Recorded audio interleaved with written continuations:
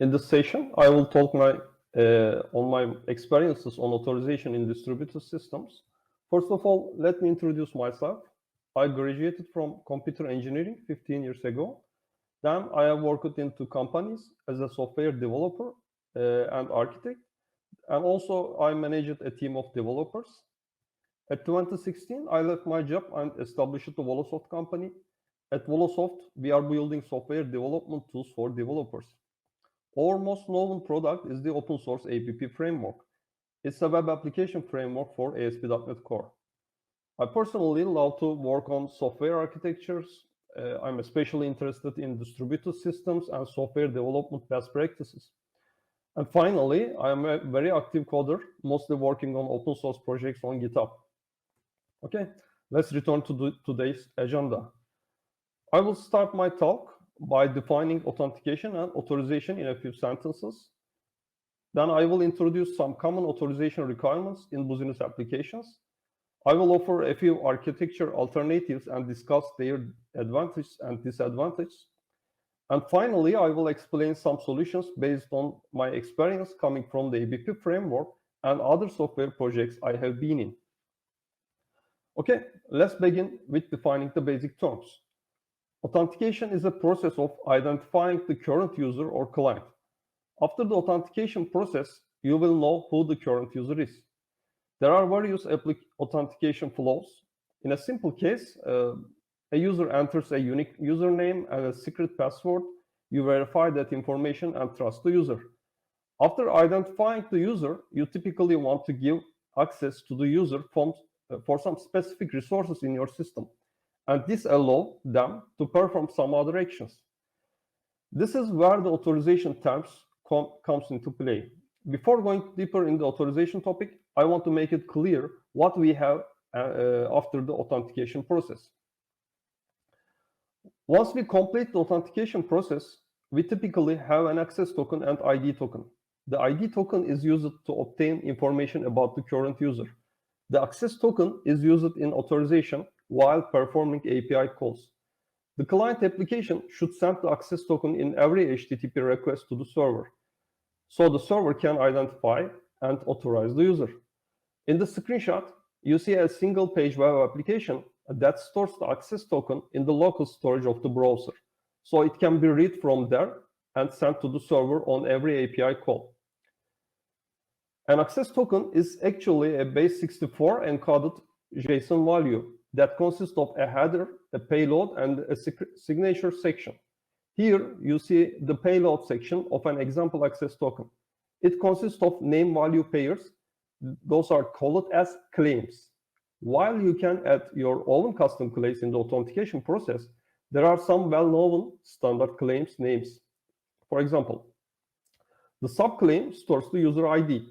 The role claim provides the users or client roles, and it's an array and may contain 0 or more values like that. The scope claim contains a list of scopes allowed for the current user or client. A scope is a coarse-grained permission actually, typically mapped to a service in a microservice system. The access token is the main information to authorize a user because it's the only thing the server gets from the client for the authentication.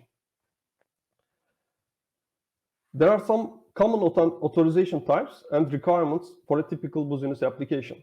In the simplest case, you can check the claims in the access token and decide if you allow the user to perform the action or not.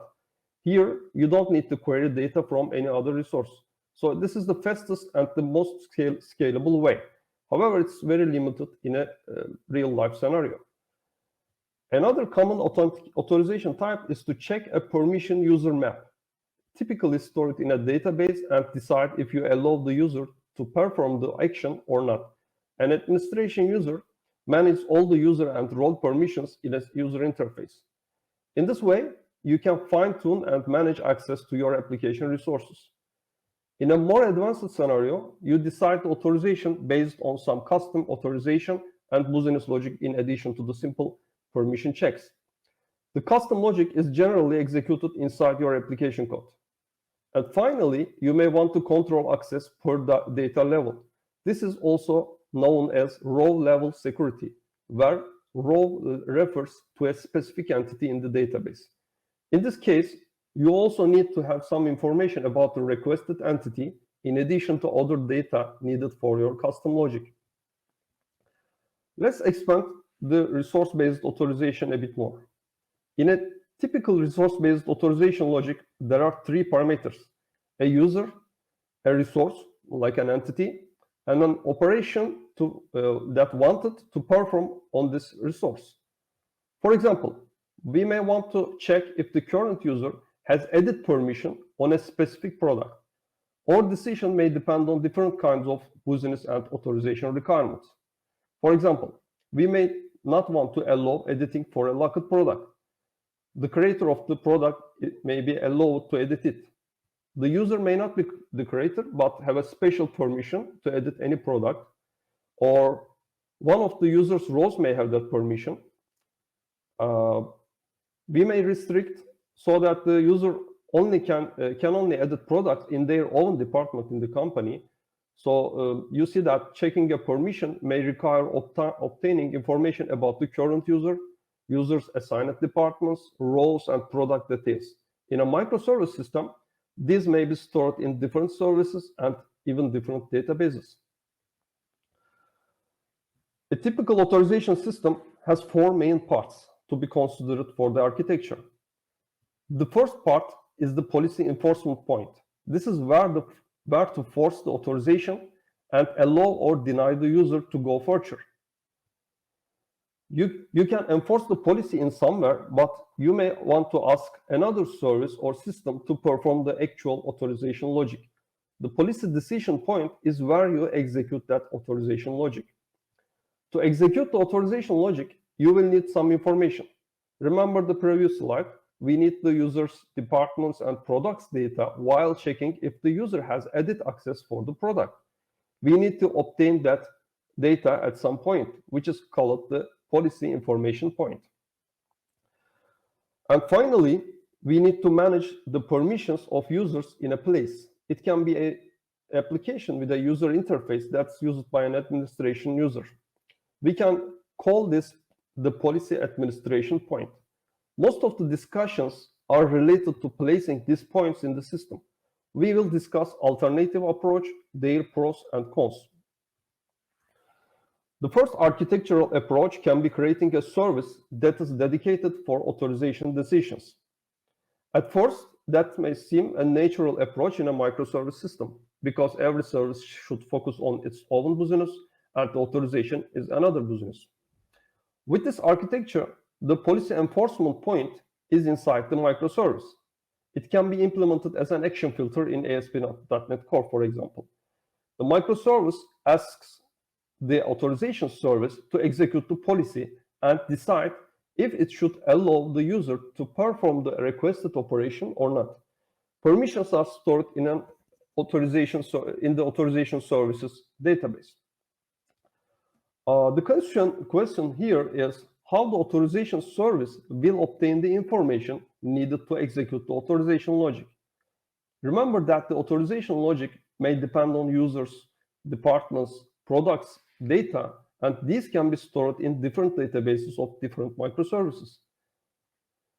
Okay, one approach can be reading all this from databases of the related services. However, it's not a good idea to directly read another microservices database, That makes the authorization service dependent on all microservices databases, and the authorization service will need to be redeployed whenever a policy of a microservice changes.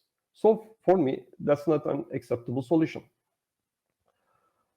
The microservice may send the related data to the authorization service while making the HTTP call to it.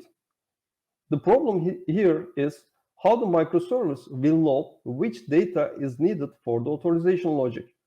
That makes the microservice coupled to the authorization logic, and a separate authorization service will be meaningless. Also, the microservice may not have all the data if the authorization logic depends on data of more than one microservices. Okay, we may consider to pre-duplicate the data in the authorization services database by subscribing to change events of entities in the microservices. That means since it breaks authorization services dependency to other services, databases, but actually moves the dependency to a previous stage. I think that approach is very hard to build and maintain. Besides the architectural problems, there are some technical problems too. In practical, there can be network delays or other unavailability problems while performing HTTP or gRPC calls to the authorization service. The traffic to the authorization service will become a problem because the authorization is performed almost in every service call. So every incoming request to the system will also pass through the authorization service. By time, it will be a bottleneck point. So I am personally against that architecture because all these problems and complexities. Sorry. Another common offer to place the policy information enforcement point is the API gateway. In this way, we can completely remove the authorization system from the microservice and prevent unauthorized calls consuming our resources allocated for the microservices. However, that requires us to execute our custom authorization logic in API gateways. So the API gateway should be programmable. For example, we can use Ocelot to run .NET code in the API gateway, but this requirement makes our API gateway selection very limited. But the main problem is that API gateway can only know HTTP details like HTTP method, URL, header, and query string parameters. Our authorization logic doesn't have any more information about the requested resource. So we should map our policies to HTTP details. I believe that's very restrictive and not proper for fine-grained authorization requirements. Also, all the disadvantages still exist in this scenario too.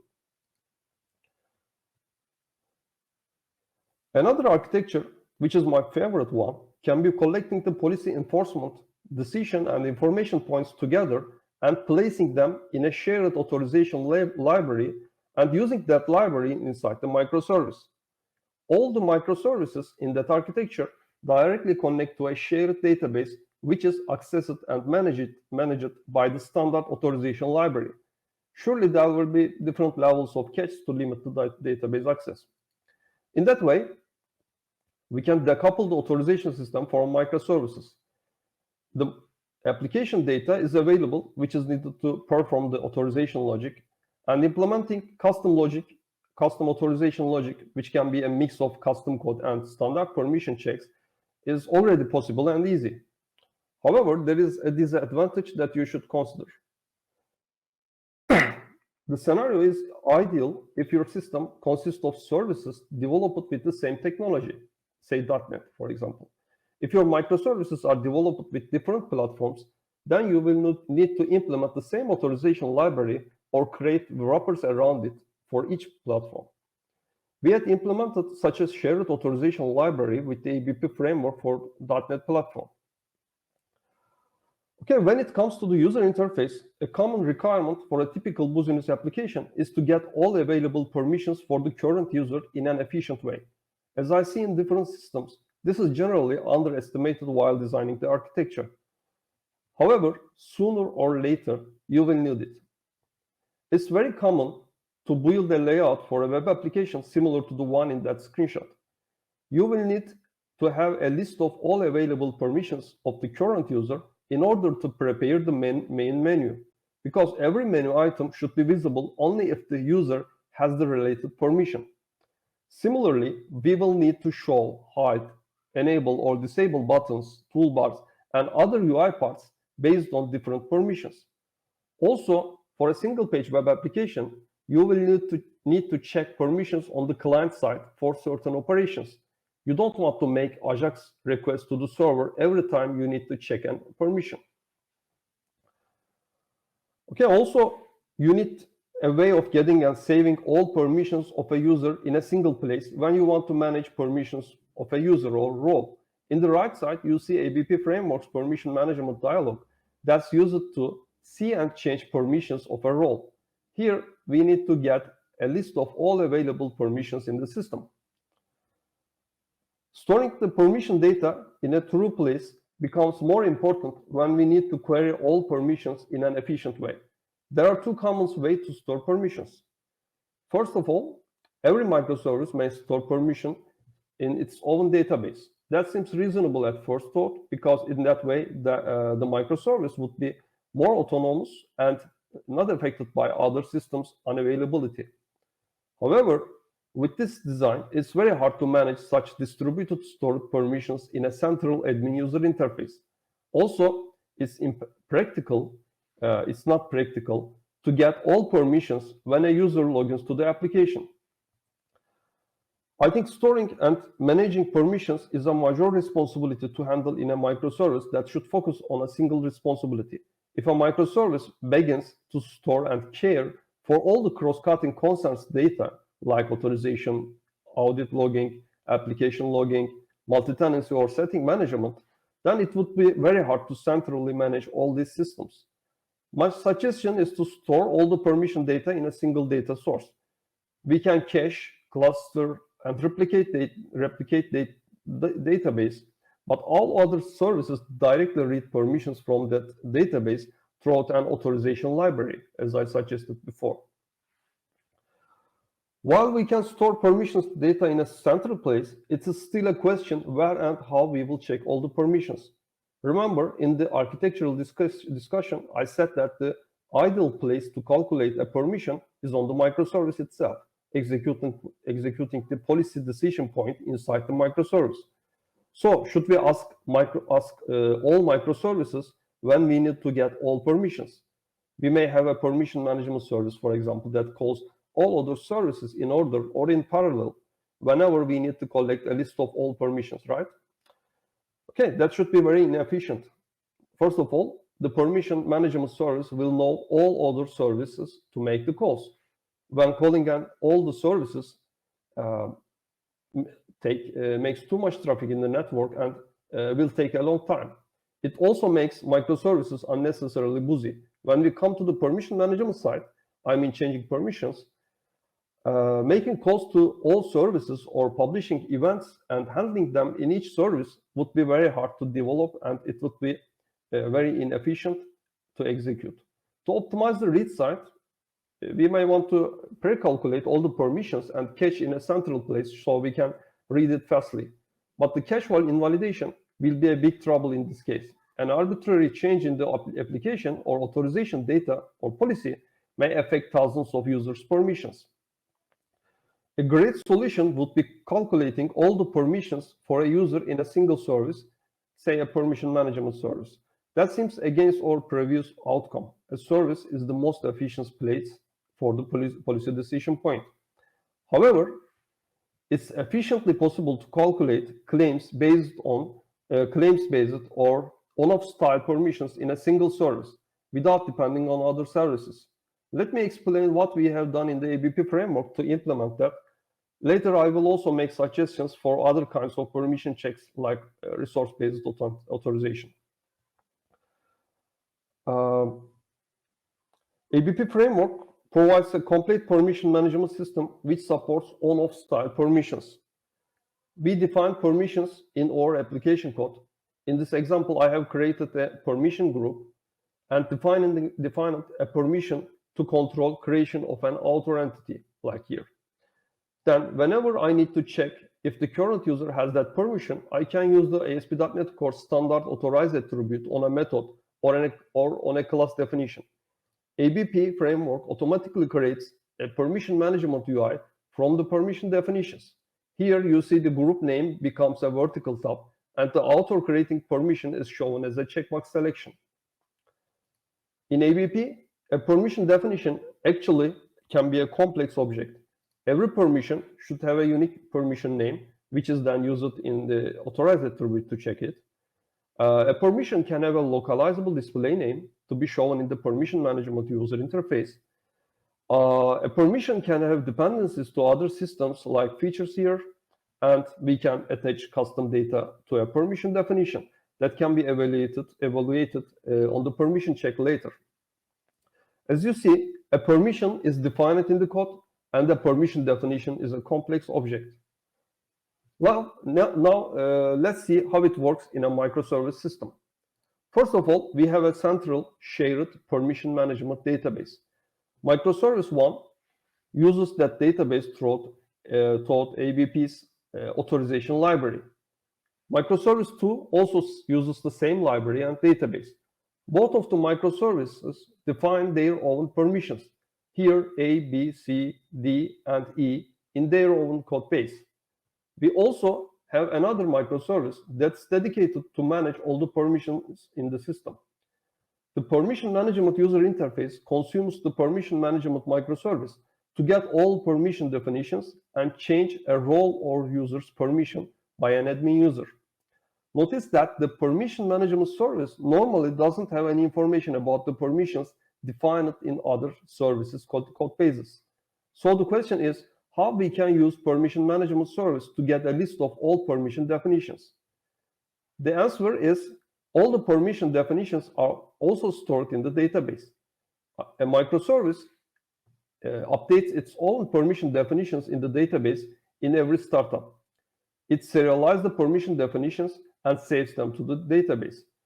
In that way, the permission management service can obtain all the permission definitions without depending on other services. That process is highly optimized, and the service doesn't perform any database operation on startup if there is no permission definition change. The permission management service is also well optimized, so it doesn't read permissions from database unless a permission definition change happens. Okay, we talked about how we have designed the system to centrally manage on-off style permissions with the ABP framework. What about resource-based permissions? As I said before, the best place to check a resource-based permission is in the microservice that has the resource. Here, you see a screenshot from a CRUD style page to manage a list of entities in an application. The entity is not important here, but if you want to know, it's a list of OpenID clients.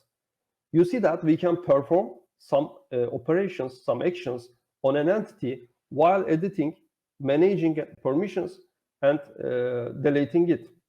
In this page, we want to specialize available actions to the current user for each entity. That means, for example, deleting may be allowed for some entities while it's not allowed for others. The service that returns the data best knows the available permissions for each entity for the current user. I think that a good way of implementing this requirement is to get permissions of each entity as a part of the response that returns the list of the entities. Here you see that the first entity has 3 permissions, while the second entity only has the editing permission. When you work with the paged data, as in the previous example, it's relatively easy and performant to attach permissions for each entity in the current page. However, when we need to get a list of all entities, it becomes harder to automate. In that case, we should filter the entities while querying from the data source based on users' permissions, business rules, and also filters applied on the user interface. Assume that we have a question entity and we want to query a list of questions from the database. We can't get a list of all the questions from the database and apply the filtering logic inside the application code. There may be millions of questions in the database. For example, we may want to filter based on allowed organization and categories for the current user as a business rule. We may want to always show the assigned or own questions, or we may want to show all questions to a user with a special permission. And also we may want to filter the questions based on users' preferences on the page. In such a scenario, I think the best way is to use the database provider's built-in querying capabilities. So we can build and execute a single database query by combining all these filterings. So as a conclusion, the main decision considerations to build an authorization system in a distributed environment is where and how to place the policy enforcement, decision, information, and administration points. We can store permission data of the microservices in a central optimized data source. We can centrally manage on-off style permissions in a single permission management service. To do that, the permission management service should know all the permissions in the system. As an example, I showed that ABP Framework provides a built-in solution for that. I have explained the solution. For custom and resource-based permissions, We should always ask to the related microservice because it's the best place to make the decision. To do that, we can return permissions with the related data to the user interface. For filtering entities based on permissions, it's efficient to use the database provider's querying capabilities. With that design, a microservice can check its own permissions without depending on other system except the permission database. Okay, thanks everyone for listening to me. You can check these resources for future investigation or contact me on Twitter, and you can download the presentation from here. Thank you very much. Thanks, Halil. That's some really great stuff. I think we have a time for a couple of questions here. So let's go to the chat. Question. This is a fairly broad question here, but what's the difference between ABP, Okta, Identity Server, and Conf? A lot of terms there, so hopefully you can help us. Okay. ABP Framework actually is an end-to-end framework. It consists of from database layer to user interface layer and do a lot of things. Identity Server is a part of this story actually. It's for the authentication part. After the authentication, after the Identity Server makes its job, you know who the user is, you know who the client is. But when it comes to create fine-tuned permissions, fine-tuned authorization logic in your system, then you should implement it yourself.